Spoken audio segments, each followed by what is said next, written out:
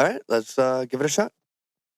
Okay. Well, holy shit, we're parents.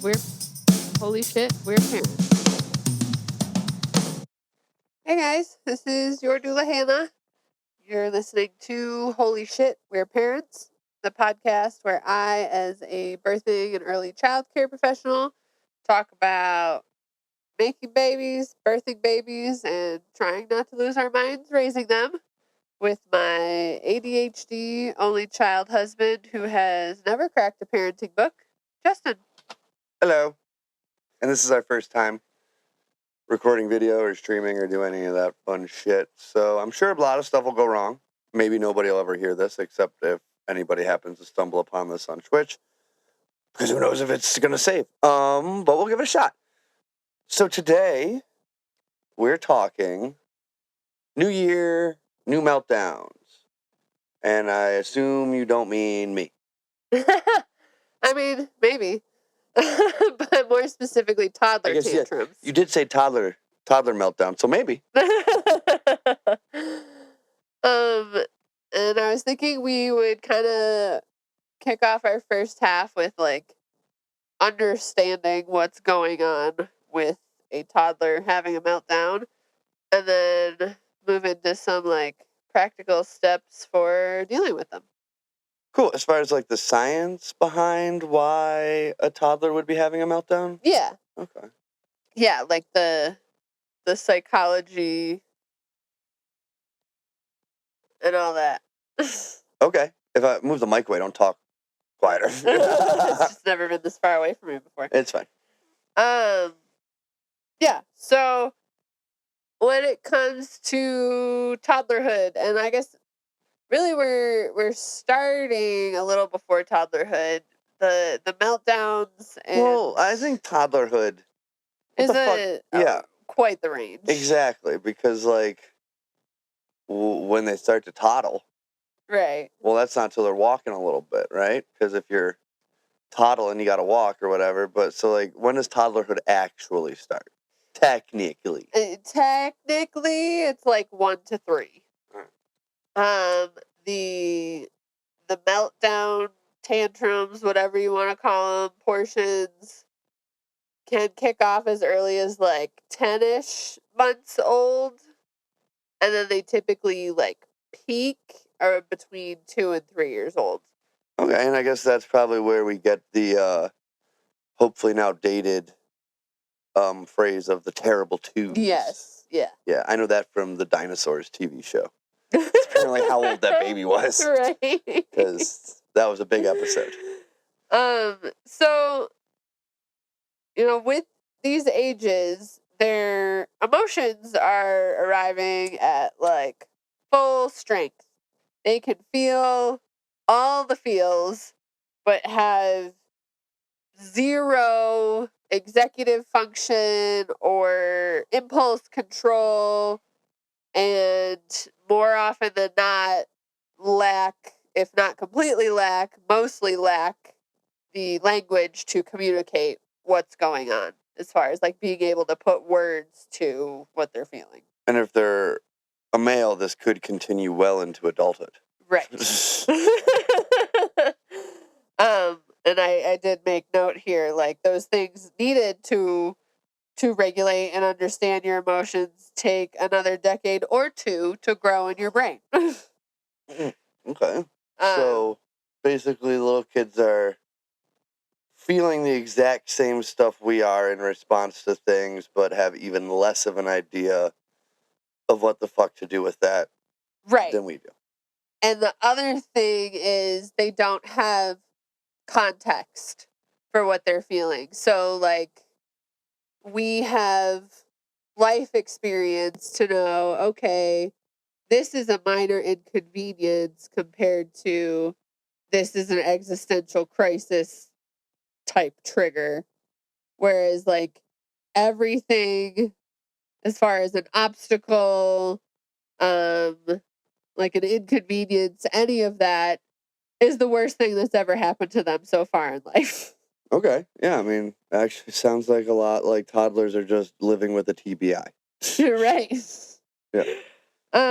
So all of this going on is why you hear so many like therapists and parenting anythings talk about co-regulation. And that's because at this period of time, their brains aren't wired to regulate themselves, but their nervous systems are wired to match the energy of their caregiver. So, like, Okay, so I'm not crazy when we do the bedtime switch out and the like person who hasn't been in there dealing with it and getting stressed out when the calm person's able to go in. the It baby does goes right to actually sleep. calm the Yeah. every time. Yes. No matter who. Right. Yeah. Yeah. Okay. Because when your safety and support becomes dysregulated, like at that age, you mirror that. And Okay, that makes sense. And I do a lot of like line drawing with clients about the brain just cuz like, you know, my go-to story is like getting away from the saber-toothed tiger. Like your brain doesn't understand it's not doing that yeah. anymore. So that makes sense, right? For a baby, if you don't understand what's going on yet, survival instinct wise, it makes sense for you to get elevated when everyone around you is getting elevated. Right. And then I guess it in turn makes sense for you to calm when everybody else calms. Exactly. All right, And yeah. like people greatly underestimate the power of energy in any situation, but because it sounds like a woo-woo thing, but it's actually a science-backed thing. And like, Isn't that funny? Because like energy, if you say energy in one crowd, instantly it's going to be a science. You know what I yeah. mean? And in a different crowd, instantly it's going to be like crystals and Right. what people would look at as like quote like hippie. Right. You And know, it's it's both, the same thing. No, but I it's mean, all rooted in science. yeah, I think that's just very funny. It's like, yes, I can understand that like energy, like I am energy, or Yeah. like my cells or whatever, like the synapses, everything that's happening in your brain requires energy and in and Right. itself becomes energy. But then the idea that the energy of other things could affect that is totally crazy. It's such a Yeah, weird. it's so funny how we are as humans Yeah. about that. But like another really cool example of it is therapeutic horseback riding.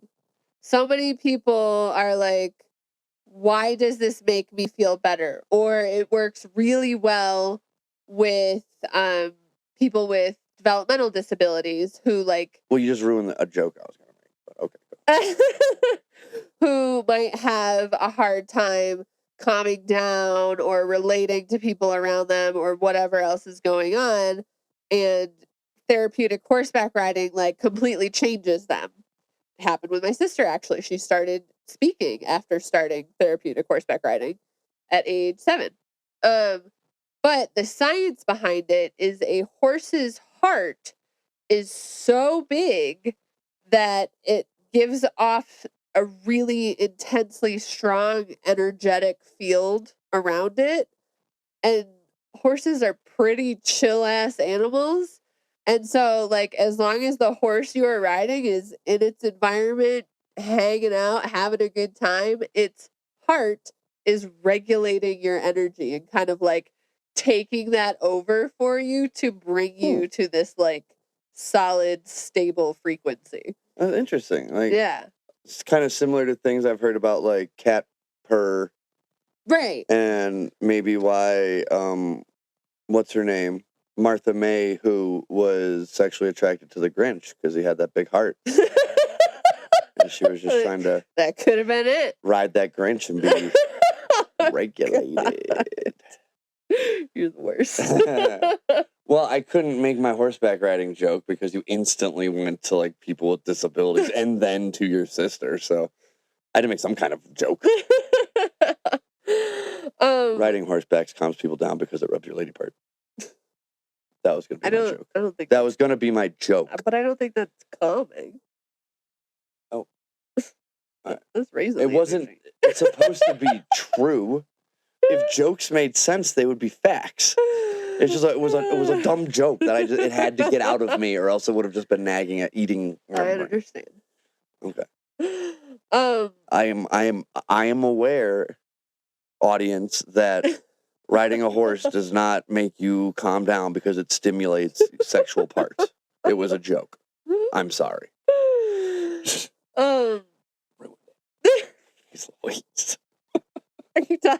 I'm done. So people tend to find that around the holidays, like Christmas, New Year's, this whole like limbo land feeling that adults comprehend as like time is not real, but it feels extra not real right now. Yes. Meltdowns spike because they're usually directly related to very simple things like routines, sleep, hunger, new things, which are all disrupted during this time of year. That makes sense. Yeah. And I also like any neurodivergent or like ADHD parents raising kids, like ADHD people, you are being drastically affected this time of year. I saw more so than regular people. So your kids probably, even if they aren't like neurodivergent or ADHD or whatever themselves, your energy is affecting them. Exactly. Yeah. Because I've been struggling to remember, and I've had to remind myself. Yeah. I mean, it's not an easy thing to do, and nobody's ever going to be perfect at regulating their own nervous system to in turn regulate their children. But my hope with this episode is that people will just have like a little more understanding of what's going on, and then can take some like tools away from this to help a little bit. Or at the very least, just be able to like, it's just this time of year. Right. It's not them, it's not me, it's all of us, and it's just this time of year, and it's gonna be over soon. Yes. So like any time of year, you want to be watching for triggers, like how you always say, stay ahead of it. And one of those things is paying attention to, again, those basic, super simple needs. Like, okay, is my child starting to get tired? Because we want to avoid overtired. That means meltdown. Is my child starting to act hungry, or has it been a while since they last had a snack or a meal? Let's try to stay ahead of that. And it kind of, in my opinion, ooh, I smell a seed. Get off your fucking schedule, like, or not like get off of it, but don't be like married to that. Like, oh well, nope, they can't be hungry because it's not their time to eat, or nope, they can't be tired because it's not nap time. Yada yada yada. It's like, well, they don't know that. Right. And yeah, we talked in an episode about how like your kid doesn't need a set schedule, they need a routine. So like, yeah, but I think it's easier for parents to make it a schedule.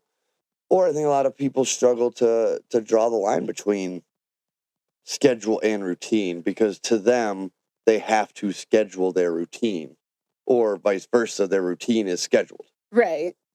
And I mean, another complication for that is like postpartum anxiety, that like, especially with me, with our son, manifested in like tracking and timing everything. Bottles, bowel movements, fucking everything was like written down and tracked. Everybody else had to do it. Right. And so like, just a reminder that that is a sign of postpartum anxiety, and not allowing that to take control. Yeah.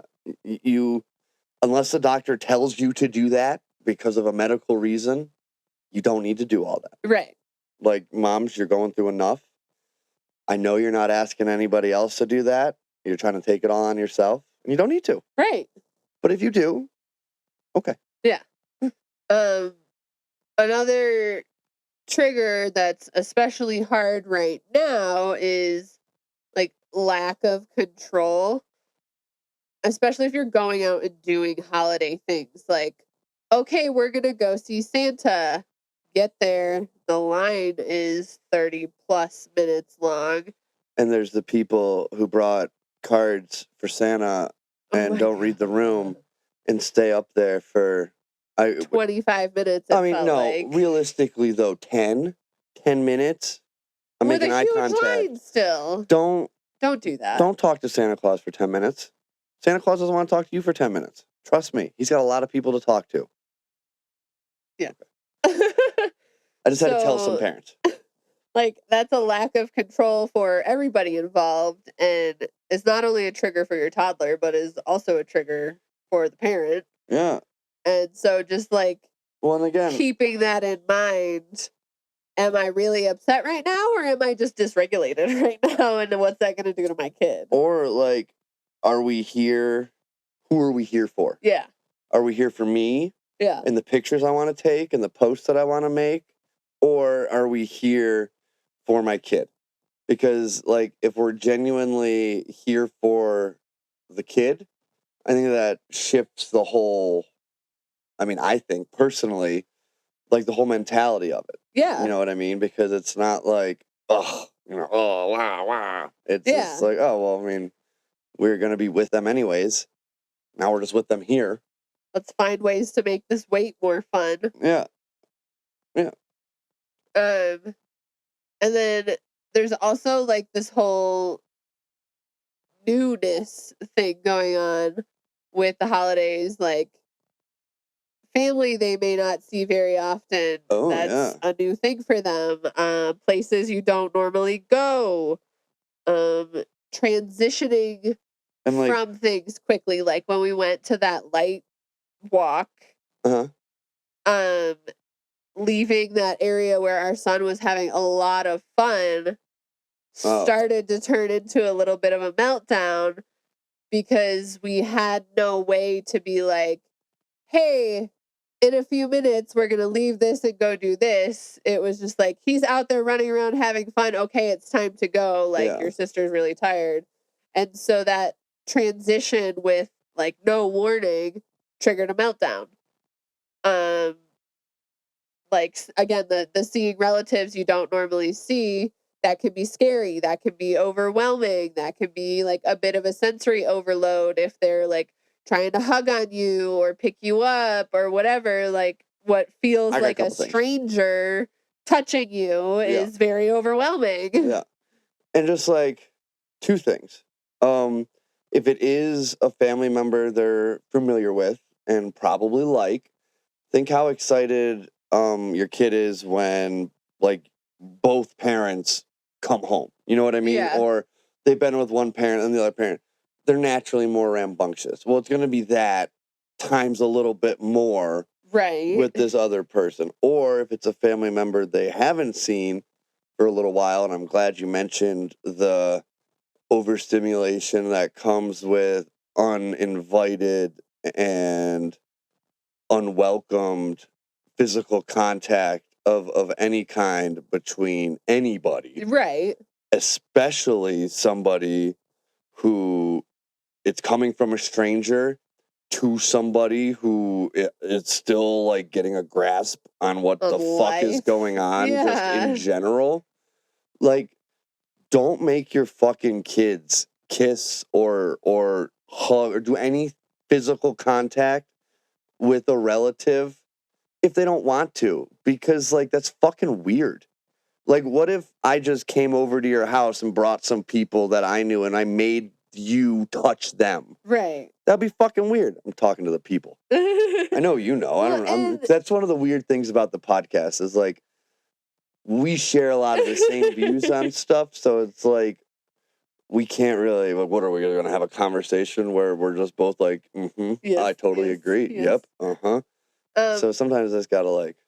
Well, and like also, you might need to remind your family members in real time, like, okay, maybe this kid went up and hugged you, but they don't want to stay there for a long squeeze. Like, it's okay to hug and let go and not be like, oh, oh, what was that? And like And also, guilt them what kind of into goddamn affection. weird adult is getting like that much of their self-validation through the reaction a child they never fucking sees gives them?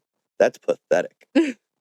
Like, I know that seems harsh, but like, what the fuck? Right. Like, Like where's your brain at yeah, there? if a little kid who never sees you not reacting the way that your adult brain pre-constructed how they should, and that ruins your time, you as an adult have the fucking problem. Well, and also if you respect them from the get-go, they're more likely to warm up to you faster and like want to play with you, want to hug you, like be excited to be around you. Yeah. Whereas if you're forcing that immediately, they're gonna be afraid of you and shy away from you. And I think like we can all see in our heads, especially like millennial parents, we can see that image of that, you know, great aunt who had makeup like Mimi from the Drew Carey show coming in and pinching your cheeks and the little fisheye lens. You know what I mean? That like every fucking show had. Yeah.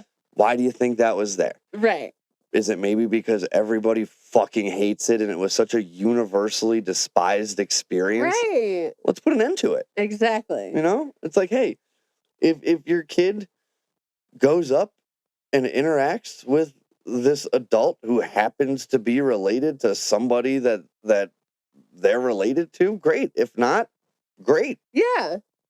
And like in relation to all that, like the other thing that can trigger a meltdown is not being able to communicate a need or a want. So remembering to kind of put yourself in your kid's shoes, because like you were saying, if you brought a stranger around and told them they had to hug you or whatever, of course that would make you uncomfortable. So put your face be onto their thinking face about that. Yeah. You know, like, or be thinking like, okay, how do I feel when I'm somewhere brand new? I don't know what's around me. I don't know if I am going to have to like deal with this myself or if my support people are going to be here.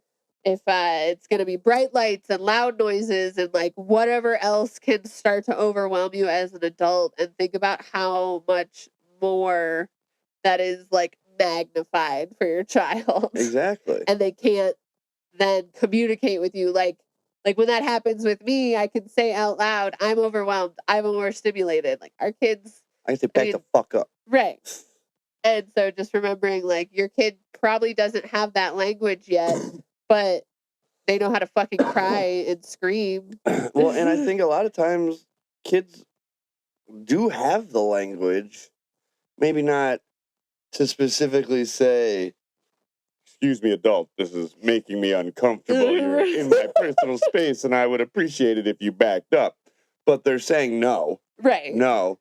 And the adult is their support system is probably typically like, oh, go on, stop it. Now you stop it. No, you're gonna get in trouble. You know what I mean? And it's like, what the fuck? You're making me like do this weird thing with this stranger and now I'm getting in trouble for expressing myself about it? Or any of that. Yeah, I mean like think about pictures with Santa Claus and like how I as a child was terrified of that and I'm like crying, screaming in all of those pictures from the early years. Some kids really don't like that. Our kids did great. Cool. Then we're going to keep doing it. But like if it's terrifying your child, don't sit there and be like, stop crying and let me take a picture or some shit. Because what the fuck? Exactly, and that goes back to who are you there for? Right. Like again, are you going to see Santa? Yeah. Or are you taking your kids to see Santa? You know? Yeah. Are you taking your kids to see Santa or are you going for a photo opportunity? Yeah. Because if you're going just get a fucking cardboard cutout of Santa Claus and do it at home. Right. You know? Photoshop that shit. Yeah. AI Santa. Yeah, and just like again, I know I already said this once, but they've only been on this planet for this like minuscule amount of time. So everything that happens to them is the biggest deal it could possibly be. Well, yeah. And that it's just a couple of seconds of this, a couple minutes of uncomfort or discomfort to you. To a kid, though, again, a minute is a big It's fucking chunk of huge, time. yeah. A 5-minute timeout ruins your fucking afternoon. Yeah. Think about that as an adult. 5 minutes. Somebody was like, just sit down for 5 minutes. You would be standing up by the time you sat down. You know what I mean? Right. Not as a kid, though. No. And like I'm glad you brought that up too, like the 5-minute timeout, or telling them to go away because they're expressing these emotions, because that's what a meltdown is not knowing what to do with these emotions that are building up and expressing them in the only way they know how. And so like if your partner came up to you and was like, I just had the worst fucking thing happen to me that's ever happened to me, and they start crying and like freaking out about it, and you're like, go sit in your room for 10 minutes and then come talk to me. How the fuck is that going to make them feel? Is that going to make them calm down? Like, no. They're seeking you because you are their support and safety. And that's exactly what your children are doing. They just can't say what's going on.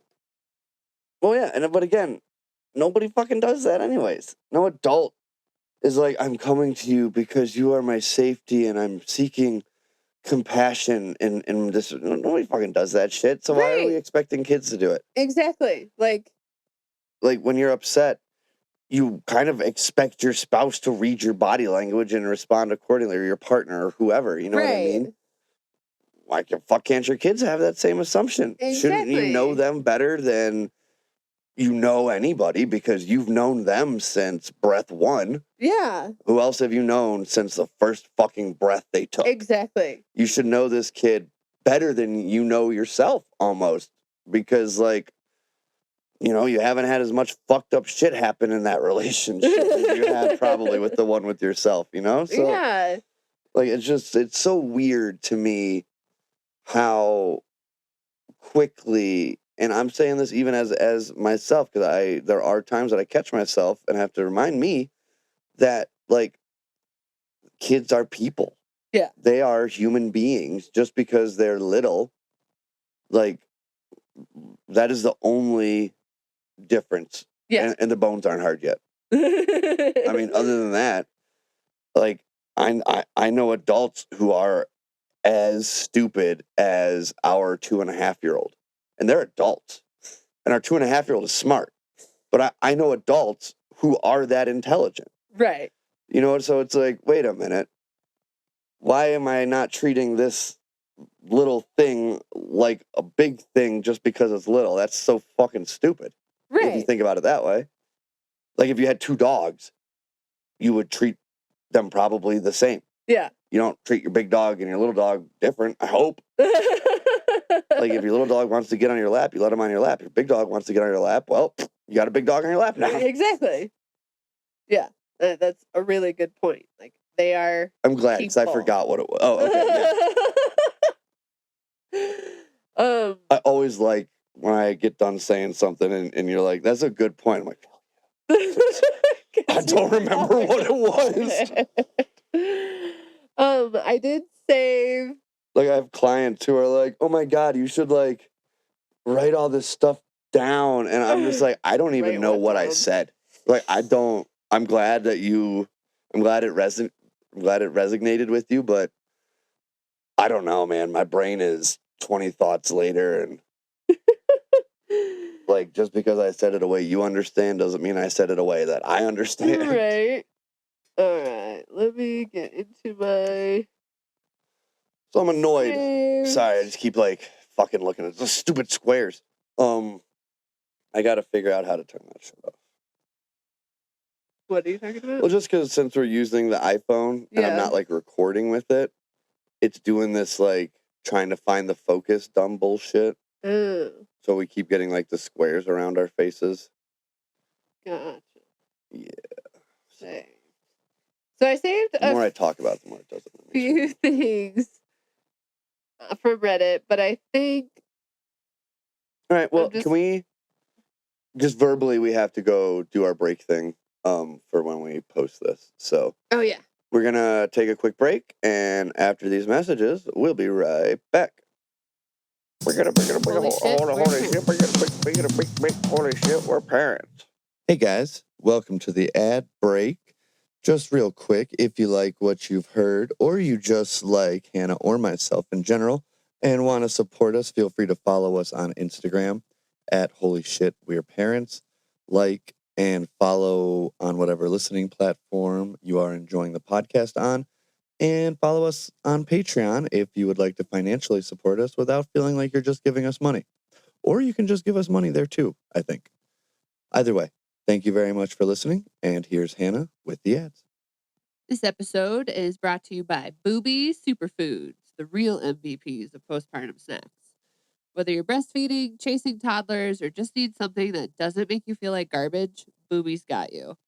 Get 10% off your order at boobysuperfoods.com/revive and thrive. That's BOOBIE superfoods.com/revive and thrive. Because your boobs and your sanity deserve nice things. Okay, moms, if you're still living in those crusty maternity leggings from 3 babies ago, it's time. Comfort sweats are basically the uniform for surviving parenthood. Soft, high quality, and somehow still cute even when covered in spit up. Go to comfort.com/Hannah66030 for 10% off your order. That's CMFRT.com/HANNAH66030. Because if you can't have peace and quiet, at least you can have comfy pants. Holy shit, we're parents. And we're back. All right, so I should have checked with you before. We don't have to be back yet. that's all right. We're ready. And we're back. Couple things from Reddit. Like how you're like, oh no, we're ready. We were, and then I clicked on the wrong thing. Now we're ready. Now we're back.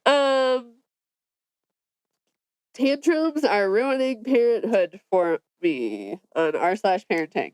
Well, stop having them. I mean, there, boom, problem solved. Stop throwing temper tantrums. You're an adult. So I picked this one because to me, it's like a perfect visual of someone who was likely treated poorly when they had tantrums as a child and never taught how to regulate their nervous system. Tantrums cause such fight or flight in me that any positive about kids gets overshadowed by their meltdowns. And we're back. No. Any cute things, sweet things, etc. are totally eclipsed by the fact that these kids throw tantrums. If someone asks me if I like being a parent, if I'm being honest, the answer is no. If someone says, oh, but they're so cute, I say sure when they aren't throwing a fit. What a bitch. I make most of my decisions based on whether or not it will result in a meltdown. If they have a meltdown, then I have a meltdown. Because of this, I feel like my children run the show and they're my boss. Different people seem to have different tolerances for this kind of behavior, but I have zero patience for it. I don't know if it's because I'm the youngest in my family and never lived with kids losing it, or if I'm just childish myself. Probably a mix of both. I want to be able to focus on my kids and empathize with what they're feeling rather than resent them for their behavior. But I feel like I simply can't do that when they are screaming in my face or stomping around the house. It feels like I'm physically incapable of viewing things from their point of view during a fit. I can't think straight when they're losing it. We all just feel like a big family of babies at this point, I guess, and I'm just here to vent. Huh. So, yeah, I mean, I think a lot of it does stem from the fact that they were the youngest, but not the reason that they think. yeah. I think it's just the fact that, and this is, I think, why I struggle with it. I do think not being exposed to it as the young age is part of it. Uh-huh. But I also think when you're an only child or the youngest, you kind of become conditioned to the fact that situations are constructed around you before you even know it. So what are we going to do today? Well, when you're the only child, it's like built around you. Right. You know what I mean? Or when you're the youngest, you're the baby, chances are, you know, a lot of parents kind of, especially depending if there's like a bigger age gap, I see a lot of making up maybe for mistakes they think they made when they were younger with Yeah. older siblings. So paying a lot of attention to the younger and really, again, constructing what you're doing around that child, whether they're aware of it or not. You know what I mean? And if you do it good, they never are. Yeah. I think that's a big, big part of it, because all of a sudden there is constantly situations throughout the day that you have zero control over. You think you do, and you have this illusion of control.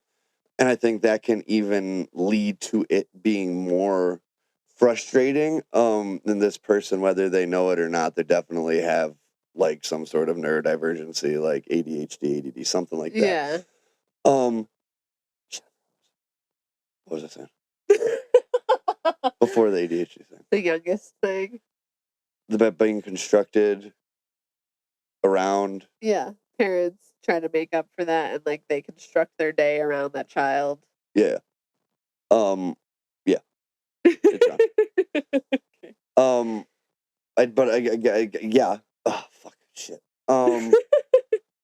Say more words. That might help. Just that this person has zero in their tank for dealing with meltdowns.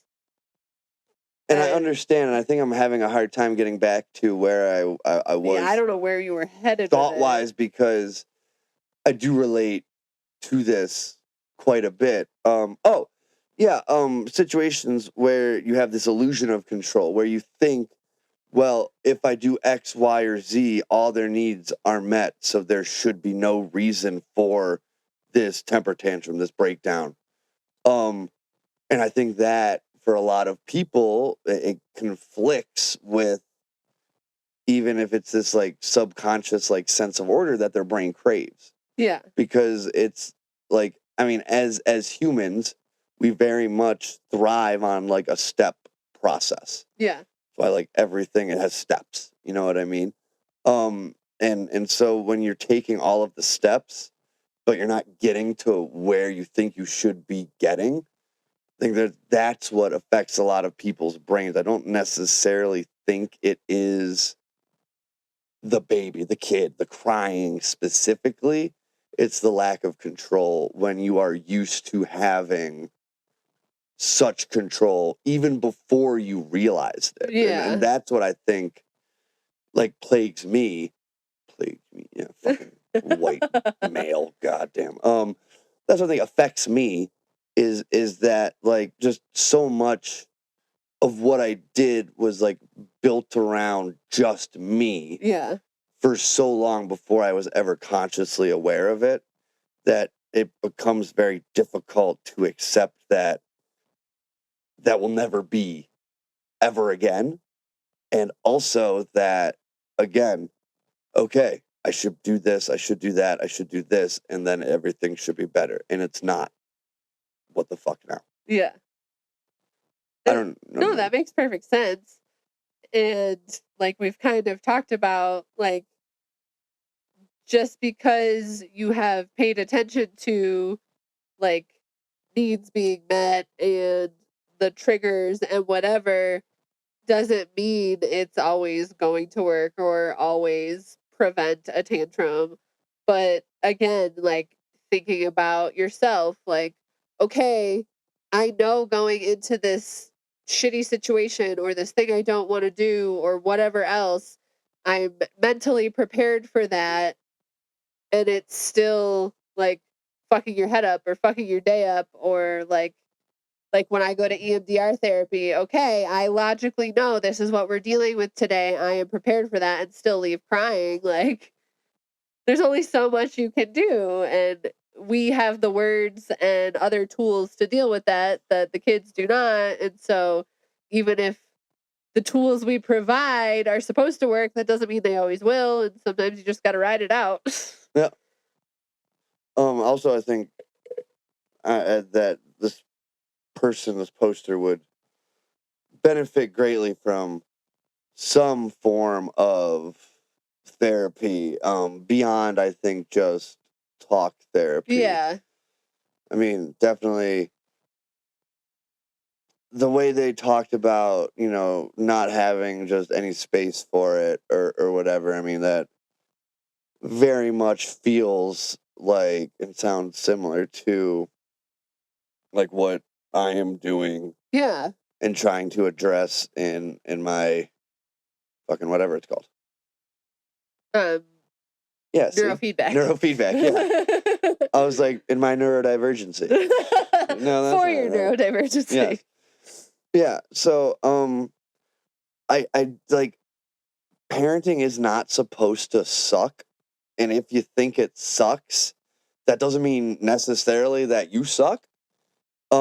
It might just mean that you need therapy. It might you mean need some support. Yeah, like, or it's just like your brain could literally be sending the wrong amount of, we'll just say, energy to certain parts of the brain that are making you react to certain things Yeah. based on injury or emotional trauma, like physical or emotional traumas. Right. I mean, and that doesn't mean you suck. When it kind of means you suck is when you don't do anything. Yeah. And you're just like, well, this sucks. These kids suck. This all fucking sucks. Right. It's like, well, no, now sit in you it. suck. Yeah. Yeah. Like, these kids don't suck. Yeah. They're gonna if you If don't you keep this shit up.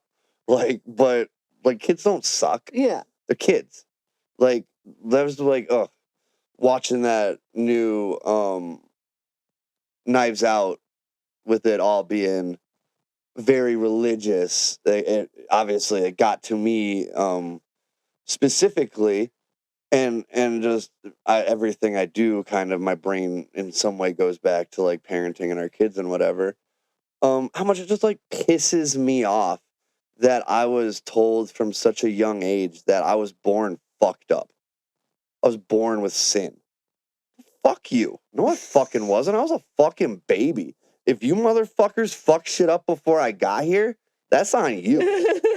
Like, that's not on a baby. Yeah. Baby didn't do shit. And if you genuinely believe that a baby is guilty of something and your religion tells you that you should fucking sit down and think about shit. You should sit down with a goddamn baby and think about some fucking shit. Yeah. That was just pisses me off. Sorry. That's all right. That related to what we were talking about somehow, probably. I do have one more that I saved that I found after that first one, and how that person talked about, like, maybe I'm just childish, and I probably am. I do have to run and go pee. Okay. So this is gonna be, you can talk to the people. I don't think anybody's watching our stream. So you can talk to people on the stream and try not to listen to my stream. We'll do pee right here, please.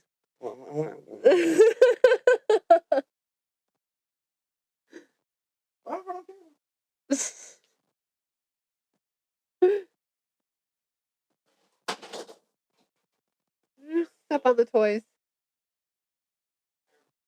Air Patroller. Was it in stealth mode? So it was right in front of you, not hiding.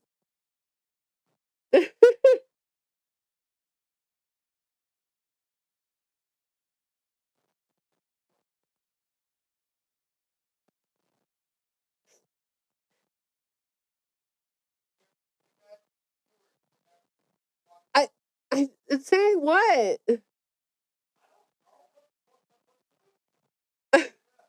I just got a weird text message on my work line that says Hannah Hosey ? From Autism Colorado Society ? With a fox emoji. But like nowhere in my like Autism Society stuff is my phone number listed. Oh. Yeah. Well, that's weird. Don't know if I should respond. So I'm not gonna right now. Well, I guess if you were gonna, this would be the time and the place to do I guess yes, I could like bring it up. Oh yeah. All right. Now it's content. Meow. All right. So they talked about being childish, so I found this one too.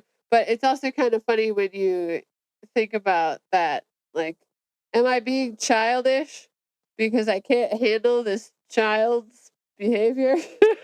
And it's like, well, no, you're being worse than a child because we have a 2.5-year-old who absolutely crushes dealing with his little sister's crying. Right. Sleeps right through it. Sleeps right through it. Until I'm like, come on, stop crying. Yeah. Oh, no, yeah. He sleeps through her, but he hears mommy. Yeah. Oof, mommy. He loves mommy. He'll wake up for mommy. Not sis. Ugh, sis. Sweet guy. Okay. So we have a 2-year-old, and I'm at this spot where I don't like how I'm dealing with her daughter. Yeah, you were reading. Yeah, we do. I just talked about that. Reading another post. Good. Where I don't like how I'm dealing with her daughter, and I think it may be harmful, but I also don't know what to do about stopping my reactions.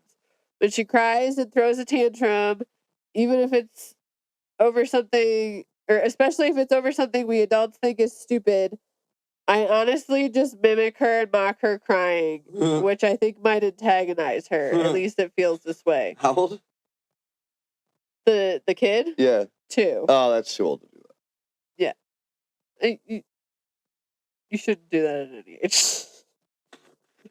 Well, you should. But if you're gonna. Well, you shouldn't, but if you're gonna, do it way before that. Don't do it. But if you're gonna. Not if you're gonna. I've honestly caught myself saying, like, wah, wah, or why are you crying? You must Okay, be- just keep crying. You Cry must some be more. super regulated up there on your high horse. Your horse therapy. On your high horse. Uh-huh. That was a stretch. When she throws tantrums with me, I try not to give in. I try to talk and reason with her or redirect her. But if that doesn't work, I'm not good at letting her calm down on her own and just being there with her. I have to say something. I'm like compelled to. And I don't know how to approach this. Go to therapy. And I'm worried that I might be fucking her up. You are. Go to therapy. Yeah, almost every comment on here is, bro, what I'm hearing is what your parents probably said to you, and I think you need to work through some shit. Yeah. I think that is interesting because I think it's a point in life a lot of people don't remember. Right. So that might be difficult connection for them to make. But if you sit down and you think about it, probably makes sense and lines up with the people that you know as your parents, especially if you think about them maybe slightly more immature or stressed out given the fact that they were younger or had a new baby or yada yada yada. Yeah. Yeah, that's interesting because yeah, I definitely see ways that I react and think back, and again, I'm somebody who remembers a lot of my own childhood quite vividly, which is weird. I wonder if it's because it was like before the accident. Probably. But I don't, one happened at 2, so I don't, as you know, yeah, like I can think back and I'm just like, ugh, like yeah, that's why I do that. You know what I mean? I don't like it, you know, but that's also why I go to therapy and Right. I'm trying to like restructure the way that my brain works. Right. You know, I spent so long trying different like meds to deal with stuff, and you know, just because like it's not how you're supposed to react, and if you are reacting that way, like you should be doing a fuck lot more than just posting about it on Reddit. Yeah. Like you should actually be like, Yeah. figuring out what's going to help. Well, and I really like that you brought up earlier more than just talk therapy, because so many people think that that's all there is. And even as someone who knew there were tons of other types of therapy to explore, I spent 20 something odd years in just talk therapy, feeling like this isn't fucking helping, but I'm doing it anyway, which was a stupid waste of time. And I'm finally exploring something new. I have beef with talk therapy. Yeah. Especially in this day of ease and doctor shopping. I mean, talk therapy it's like, I don't know, it's supposed to be difficult. And if it's not, what are you getting out of it? It's just Right. like if you go to the gym and it's not hard, why did you go? Right. You know, if you sit down with your therapist and they don't tell you hard truths, you're probably seeing the wrong person, but you're not going to leave because they're making you feel good. Exactly. So at the very least, you're not changing. At worst, you're being reinforced. All your negative behaviors are being reinforced. I love that you just did not in any way try to step to not shake the camera. I did. Yeah. Oh, what are you doing? Were there not some over here? In the bathroom, maybe? Just go look in the bathroom. Because you just got up and walked away, and now I don't remember what I was saying.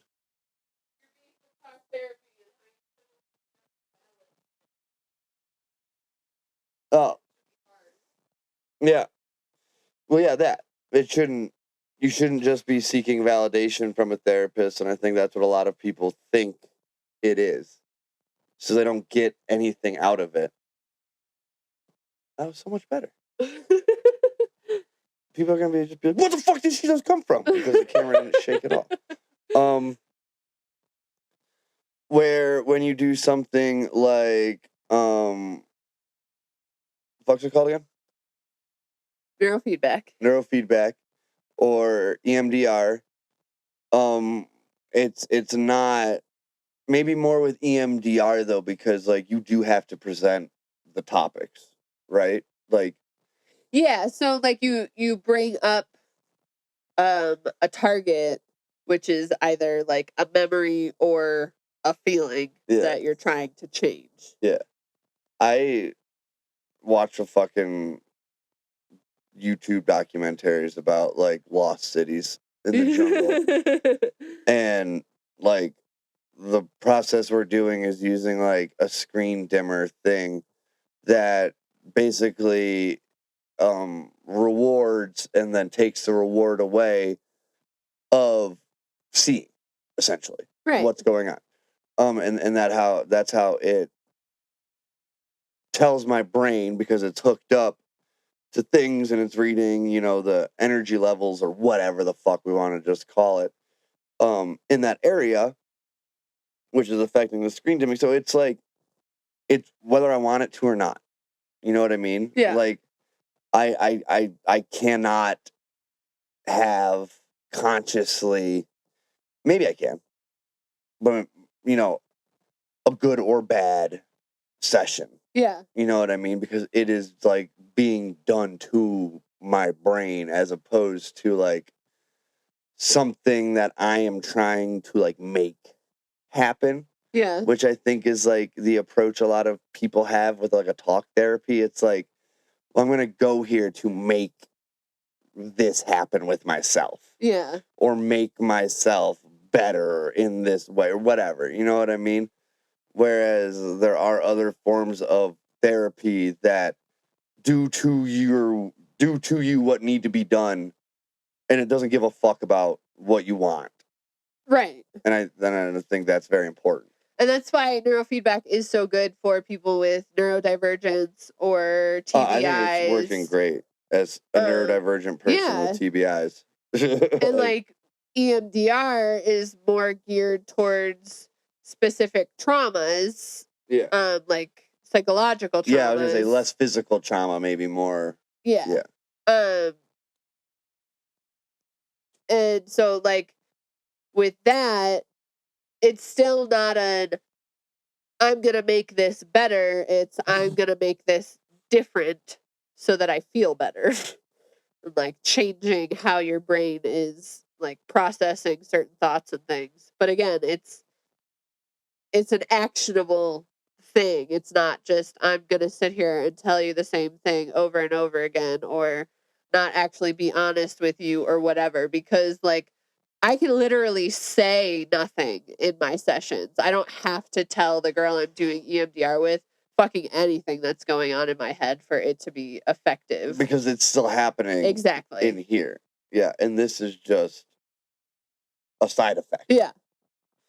Yeah, I mean, that's, I think, how it is, because that happens with me too. Like, I do, like, will end up talking and not, like, consciously setting a whatever for that session. What the fuck's the word I'm looking for? An intention for that session.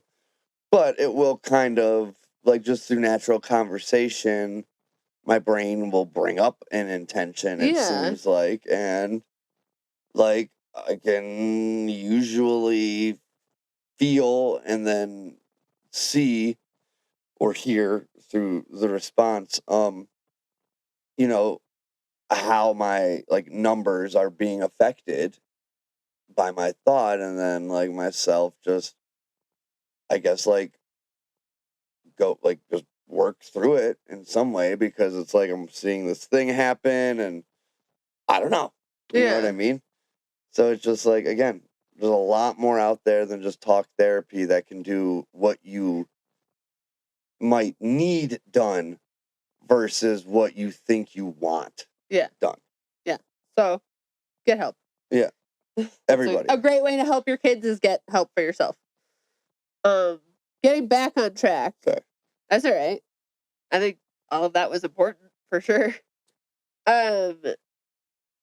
Ways to deal with meltdowns, like practical steps people can put into place. Oh, I totally forgot that's what this episode was about. In the moment, and then I've got some like do at other times stuff as well.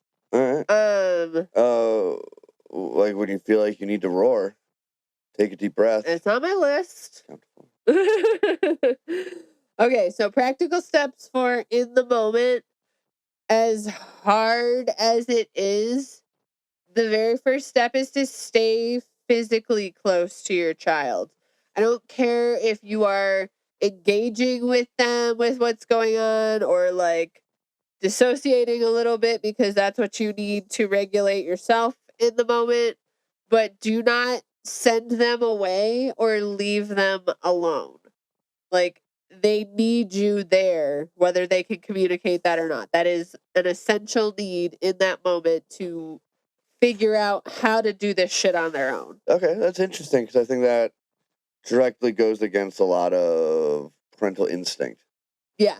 It's like, I need to remove you from this situation, leave you alone, calm down. Like, you seeing me is making it worse because you think I can, like, immediately fix it, and I can't. So I'm going to take that away too. So that's interesting. Yeah. Why is that? Because that whole co-regulation thing of their nervous system currently relies solely on you because they don't have those capabilities. That thing the episode was just about. Yeah. My bad. Number 2, start naming feelings. I mean, it's not always like you don't want to.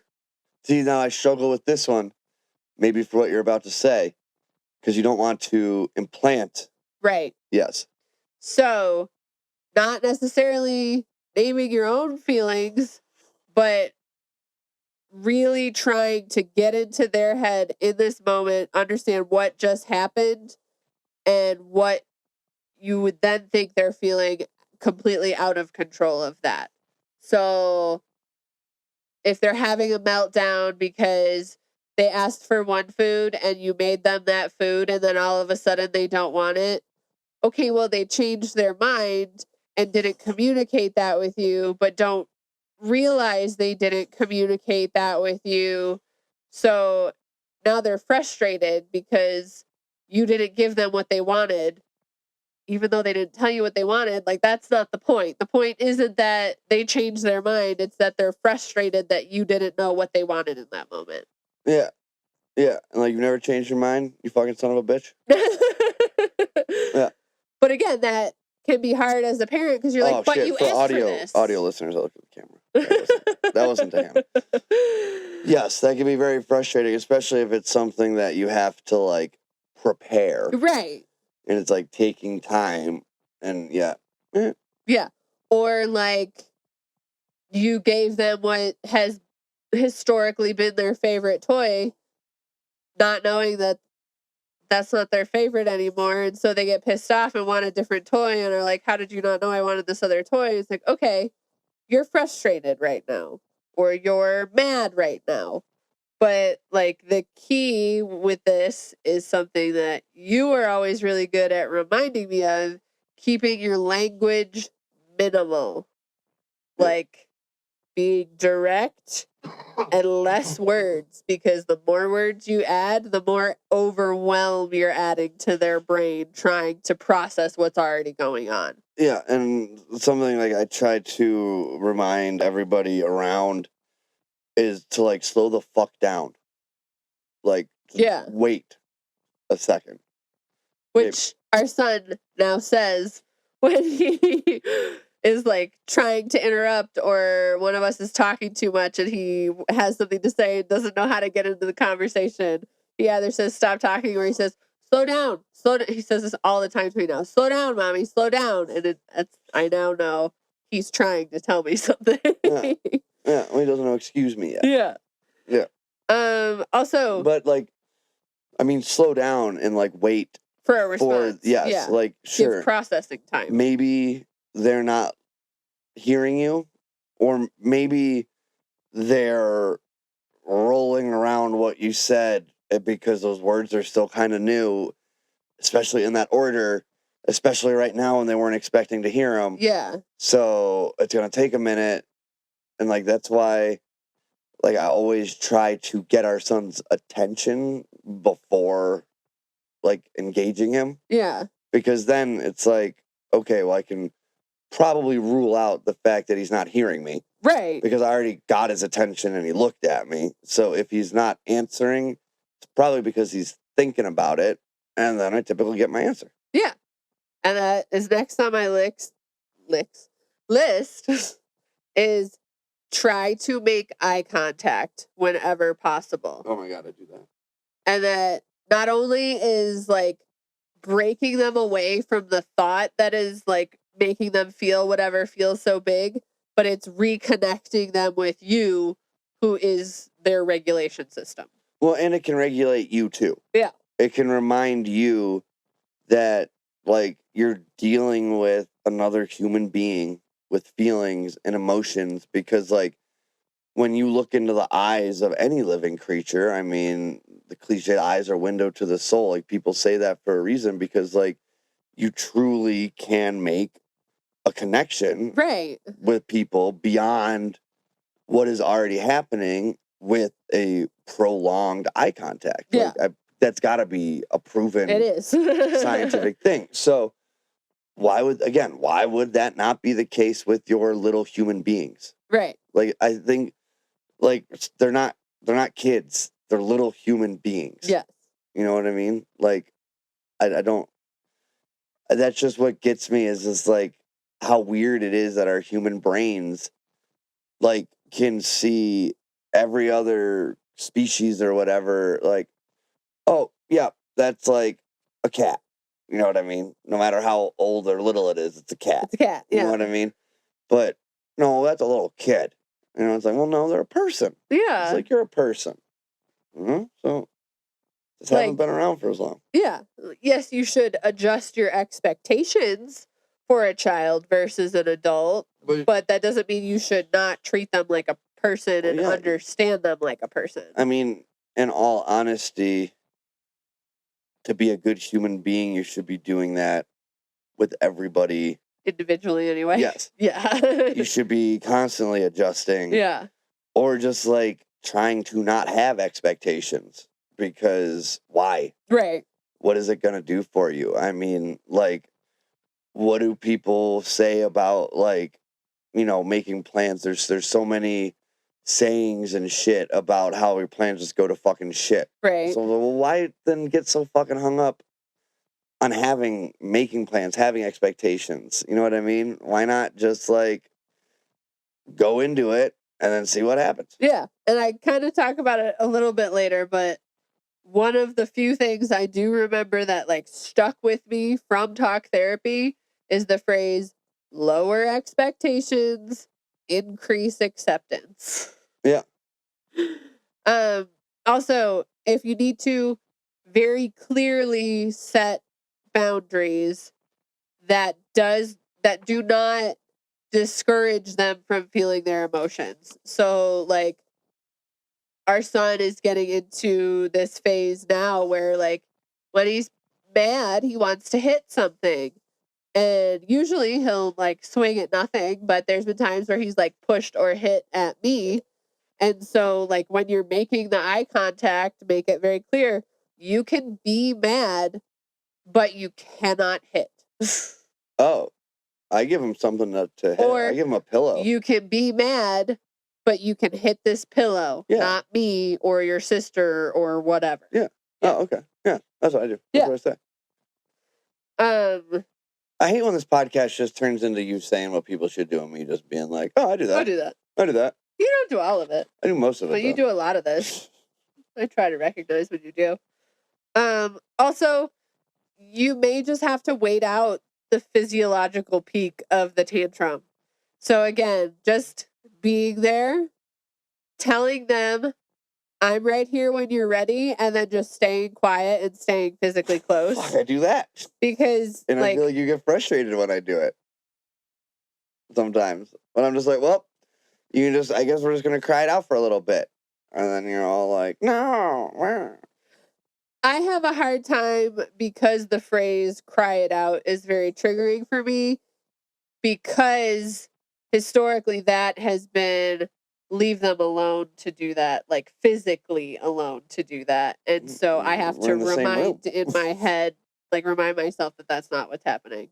No. It's just like, well, we've addressed, like, you know, no, don't eat a nap, not taking food or a bottle, diapers changed. Like, we've been holding the baby for a while and playing with them for a little while. They're just going to have to feel this for a bit. Yeah. And that's what it is. And it's also an instinctual thing for their brain. Crying and screaming helps like release and process out the stress hormones. Yeah. So that might just be what they need to do, and then they're good. It's not again, a lot of things are sayings and whatever, and maybe there's a fucking reason for it, but it's like, just gotta have a good cry. Right. Like, crying is chemically comparable to like taking a nice soothing bath for your brain.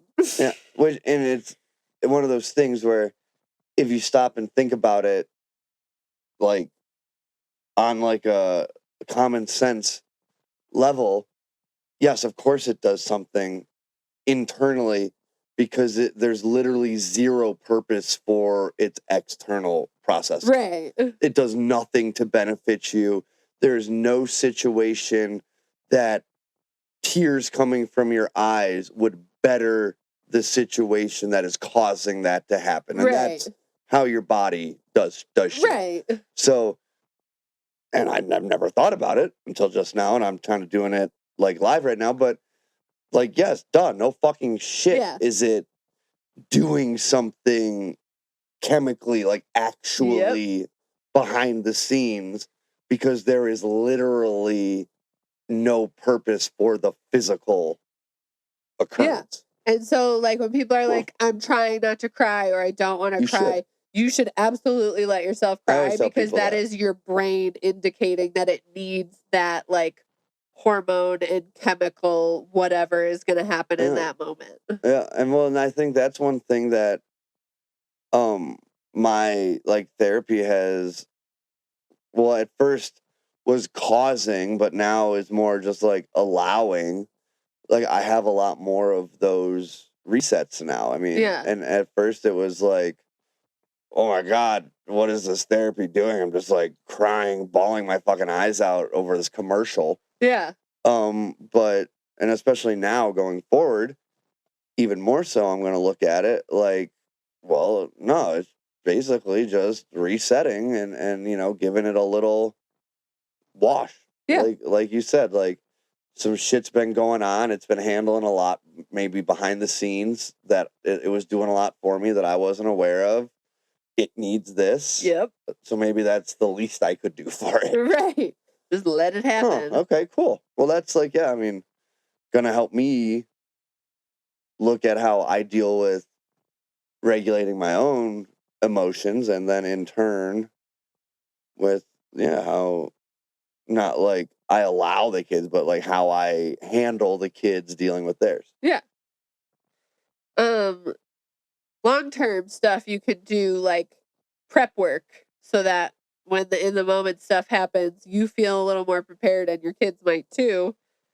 Like you were saying, teach coping skills and label feelings. Like when you think you have to roar, take a deep breath and count to 4.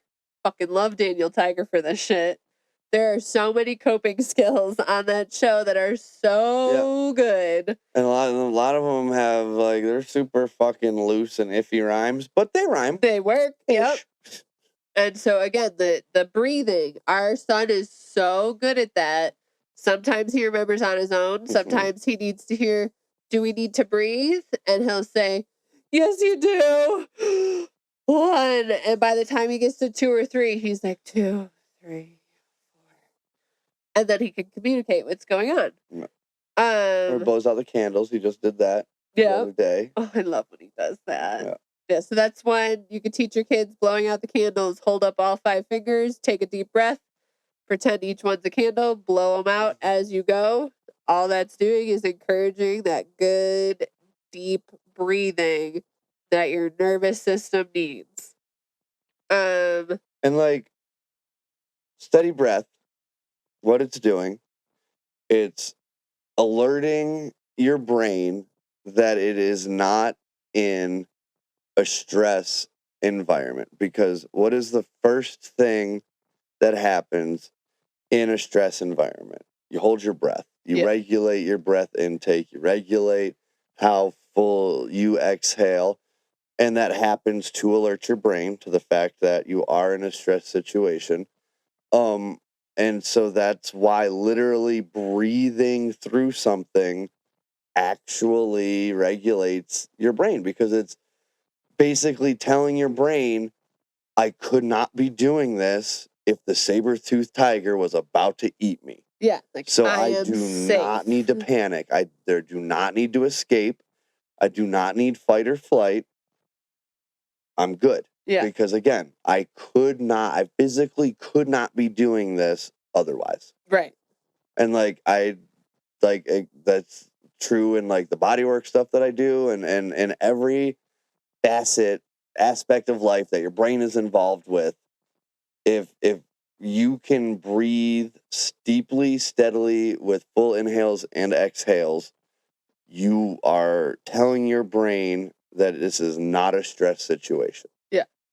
And I mean, it sounds like bullshit, but that is truly how there are people who seem like they have a higher pain tolerance, or, you know, all this other shit. I mean, mind you, with all there's other anxieties and stuff that go towards all like how we feel pain is a lot based on how we expect to feel the pain and yada, yada, yada. But there are a lot of people who are able to breathe more steadily through what more people would see as stress situations, that tells their brain it's not a stress situation. That includes pain. Right. And so it isn't. Yeah. And it's so fucking crazy, and it's cool. Yeah. Brains are wild. Yeah. And if you don't understand it, it seems like total fucking bullshit. And the more you understand it, it seems like total fucking bullshit. But if you can get in this happy median where you're just like breathing, okay, let it happen. Steady breathing helps my brain. And, yeah. Another long-term strategy is to practice consistent routines as often as possible. If you know your kid's nap is going to be fucked up because you're doing something else that day, Don't do it. don't do it if you don't have to. Or find a way that you can still like encourage rest. So maybe not sleeping, but like, hey buddy, let's just like sit here and take a minute to like just be us. Maybe nice deep hug, like whatever makes them feel really good, safe, calm, collected, and like know that shit's probably still gonna get fucked up, but at least do your best to maintain some semblance. Yeah, or of maybe your if you have like routines. a pre-nap snack or something like that, still have it. Yep. Okay. Or like, Because again, I think maybe an initial instinct, or mine, maybe not anybody else's, would be I don't want to too much imitate the routine that we're out of, because I don't want to like trigger the brain to think it, you know what I mean, and then make it worse. well, like another example is we went to the Children's Museum the other day during what should have been our son's nap time by the time we got there. And so instead of him getting his regular nap time, he sat in his car seat, he chilled, he looked at a book, he was snuggled with a blanket. So he still got like rest. There was no overstimulation during that time. There was the like 45-ish minutes of like, okay, I'm still going to chill out even though I'm not asleep. And we had 0 meltdowns through what should have been nap time at the Children's Museum. That was pretty miraculous. Yeah. And I think a lot of that had to do with, no, he didn't sleep on the way. He was way too excited. I had hoped he'd sleep in the car, but he did sit there with his drink and his blanket and a book and did some like low stimulation, relaxing, kept his brain cool. I think a lot of what helped me was just we drove the RV. So I was like, I don't give a fuck what happens because we're in a house on wheels. So whatever. Another thing that I kind of talked about earlier is doing your best to help with. I'm sorry. I've just been looking at myself. I feel like I just fucking look like Rolf over here. Rolf. Yeah, like a Muppet. You know, he's kind of always just like this big body. I don't know. I just feel like You wanted to do video. we need to do video. I don't want to do video because that's what podcasting is now. I don't fucking know. One of all the podcasts I listen to does video. Literally every single podcast I listen to has a video format. Most of them are professionally edited with like insert shit. Yeah. Not like professionally edited. I'm pretty sure somebody on the podcast, but they do it in a very professional manner. But they're also all entertainment podcasts. We're more of an educational. Edutainment? All right. Anyway, So I guess we have to be half on video? working on predictable transitions. Like how I was talking about earlier, like if you are letting your kid watch TV before bed, this isn't the example I gave earlier, I can't remember what it was, and you just, without warning, shut off the TV and say it's time for bed, they're going to have a fucking meltdown. Oh, yeah. If Always give the heads up. Do your best to give some sort of heads up that a change between activities or whatever is coming in a way that they understand. So not necessarily, hey, in 2 minutes we're going to do this, which was my first instinct to try. And then I switched to, What do you mean? hey, you don't understand 120 seconds? After this episode, we're going to do this. Or after this story, because a lot of the kids' shows are like the two fucking shit. After we finish this book, we're going to do this. After we eat this snack, we're going to do this. And then kind of like reminding them that it's coming too, because the more that you ease those transitions, the easier it is for their brain to get through them. Yeah. I'm sorry, we've just been super long, so I'm trying to just not Yeah. All right. I'm getting into my last little bit. No, you take as long as you need. I'm going to try not to slow us down anymore. Okay.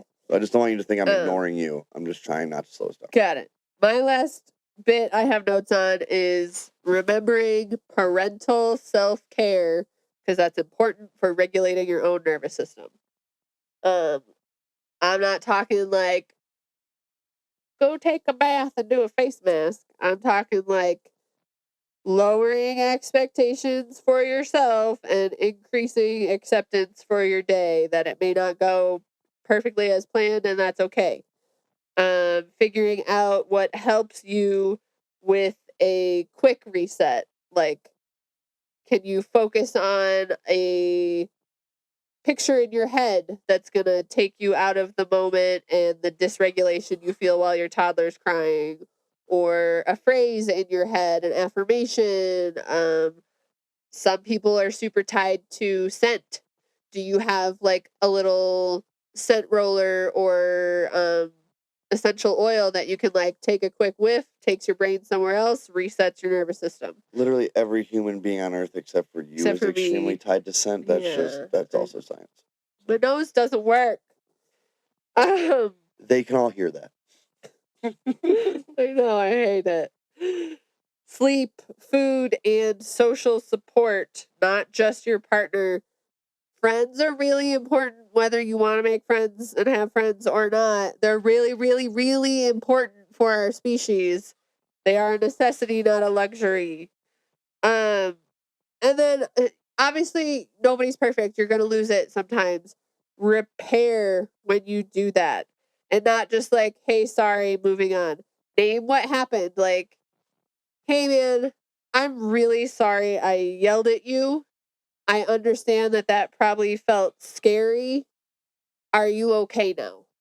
Like, walk through it, because you are then helping them process, like, okay, I was a little scared of that, but now I know that like that's not what was supposed to happen, and now I know that they care if I feel better.